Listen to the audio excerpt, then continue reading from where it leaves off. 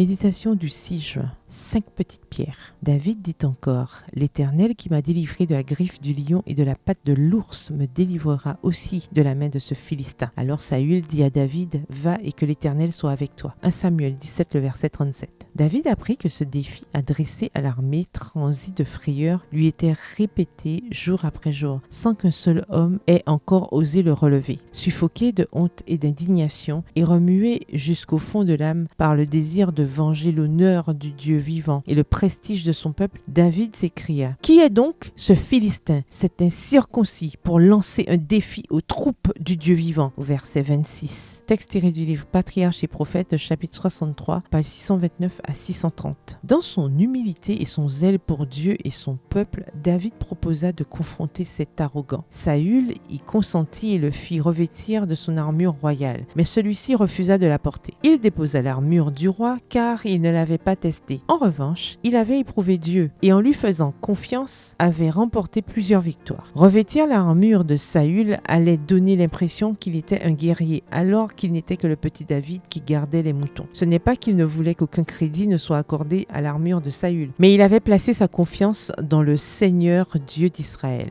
Texte tiré du livre Testimonies for the Church, témoignage pour l'Église, au volume 3, au chapitre 23, à la page 218. David prit en main son bâton, choisit 5 pierres polies du torrent et les mit dans sa gibecière de berger et dans sa poche. Puis, sa fronde à la main, il s'avança contre le Philistin, au verset 39 et 40. Le géant, précédé de son écuyer, s'avança hardiment, s'attendant à affronter le plus redoutable des guerriers d'Israël. Il s'approcha de David et ne vit qu'un adolescent robuste et au visage vermeil de santé qui, nullement gêné par une armure, se présentait à son avantage. Entre cette jeune silhouette et les formes massives du redoutable athlète, le contraste était frappant. Alors la surprise, la confusion et la rage de Goliath éclatèrent. « Suis-je un chien ?» hurla-t-il, « pour que tu viennes contre moi avec des bâtons ?» Au verset 43. Et par tous les dieux à lui connus, il déversa sur David un flot de malédictions et d'outrages. Puis, ricanant, « Viens vers moi, et je donnerai ta chair aux oiseaux du ciel et aux bêtes des champs. » Au verset 44. Texte tiré du livre Patriarches et Prophètes, au chapitre 63, aux pages 630 à 631.